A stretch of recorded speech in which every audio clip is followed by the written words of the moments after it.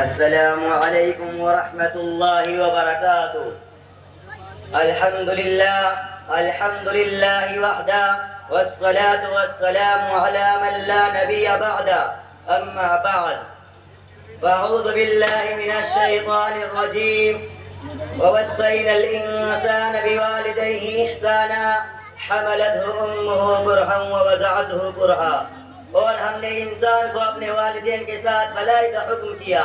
اس کی ماں نے زمان حمل میں تکلیف و مشقت کے ساتھ حمل کا بوجھ اٹھایا اور ولادت کے وقت میں جان کنی کی تکلیف کے ساتھ جنا ہے۔ محترم سامعین اور میرے دینی بھائیوں اور میرے دوستوں، قرآن مقدس میں اللہ رب العزت نے کئی جگہ اپنی عبادت اور اپنے حق کے ساتھ والدین کے حق کا بھی ذکر فرمایا ہے، اور جہاں مالک اور ذو سما و خالق کائنات نے اپنی عبادت کی تاکید فرمائی ہے، وہاں والدین کے ساتھ حسن سلوک اور رواداری کی بھی تاکید فرمائی ہے۔ کہیں فرمایا ووصینا الانسان بوالدیہ احسانا، ہم نے انسان کو اپنے والدین کے ساتھ حسن سلوک اور رواداری کی تاکید کی ہے، اور کہیں فرمایا ووصینا الانسان بوالدیہ حسنا، ہم نے انسان کو اپنے ماں باپ کے ساتھ ہمدردی کی تاکید کی ہے۔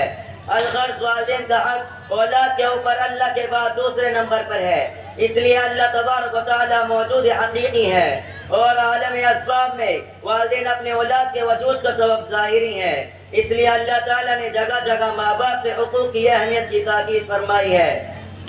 کہ ہمیشہ اپنے والدین کے ساتھ اچھا سلوک کرتے رہو، ان کی تعظیم و محبت اور خدمت گزاری کو اپنی سعادت سمجھو۔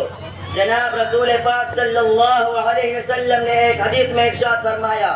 کہ ایک نوجوان صحابی بہت زیادہ عبادت گزار تھے، نماز، روزہ، صدقہ، خیرات اور بھلائی کے کاموں میں سب سے آگے رہتے تھے، لیکن گھر میں ان کی بیوی اور ماں کے درمیان اختلاف اور انبن رہتی تھی۔ وہ بیوی کی بات میں آ کر ماں کے اوپر بیوی کی بات کو ترجیح دیتے تھے، جس کے نتیجے میں ماں ان سے بہت زیادہ خفا رہتی تھی۔ اتفاق سے اس نوجوان کی موت کا وقت آیا، ان سے کلمہ نہیں پڑھا جاتا تھا، تو ان کی بیوی نے حضور صلی اللہ علیہ وسلم کے پاس یہ کہلا بھیجا کہ میرے شوہر نشہ کی حالت میں ہے، میں چاہتی ہوں کہ آپ کو بتلا دوں۔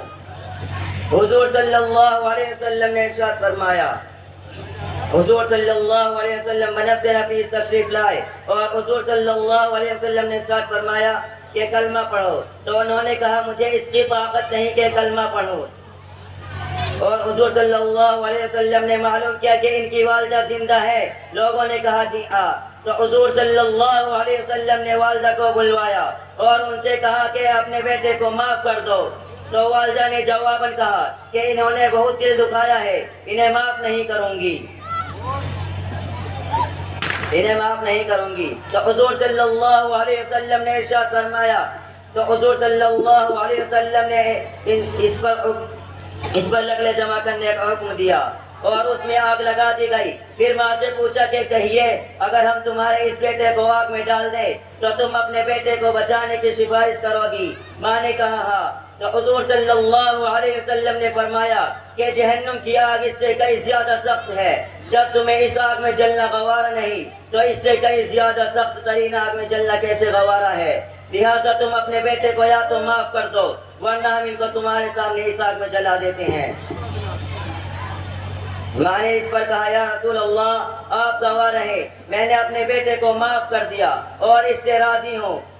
اس کے بعد آپ صلی اللہ علیہ وسلم نے بیٹے سے کہا کلمہ پڑھو، تو انہوں نے کلمہ پڑھا۔ محترم سامعین، آپ نے دیکھا ماں باپ کی ناراضی اولاد کے لیے کتنی خطرناک ہے کہ اولاد اپنی جگہ خواہ کتنا عبادت گزار اور نیک صالح کیوں نہ ہو، لیکن ماں باپ کی ناراضی سے کلمہ تک نصیب نہیں ہوتا۔ لیکن آج کا نوجوان جب اس کو جوانی آتی ہے، اس نے والدین کو کیا صلہ دیا؟ یہی نہ کہ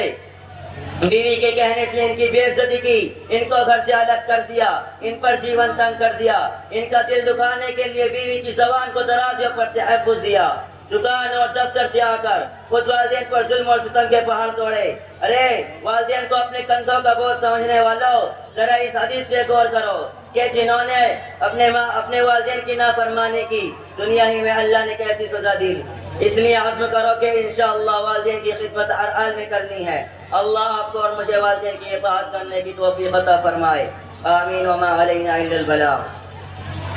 ماشاءاللہ۔